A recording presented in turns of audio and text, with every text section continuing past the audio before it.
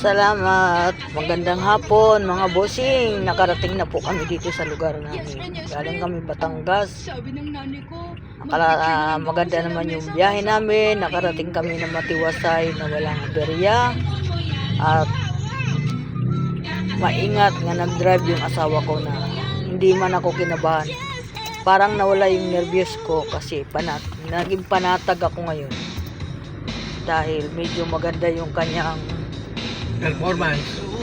performance sa kanyang pagdadrive sa akin. Ay mukhang hinahanga ko na siya. Dati yung pag napapunta kami sa Batangas, kapit na sa aking hawakan dito sa sasakyan. Ngayon medyo nakabitaw na ako. Hindi na ako masyadong kinabahan, kaya maraming salamat sa Panginoon. At ayan, kahit papaano nandito na kami, gagarahin na kami, malapit na kami bumarahe. Ito na po yung eskwela namin. Maraming po salamat. Kaya inabot kami ng hapon kasi binalikan ko pa yung apo ko at binilihan ko ng pagkain niya doon.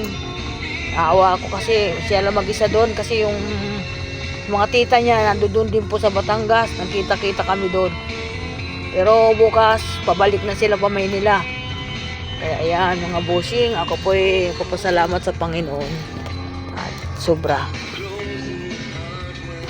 Ayan, magandang hapon sa lahat. Welcome to my vlog. Makakapag-post na ako kasi may wifi na ako ngayon dito sa bahay. Maraming salamat sa lahat. Thank you po sa lahat. Sa mga bossing, sa mga follower, maraming salamat sa inyo. Mga ilang araw din nga hindi ako masyado nakapaggawa ng aking mga libangan.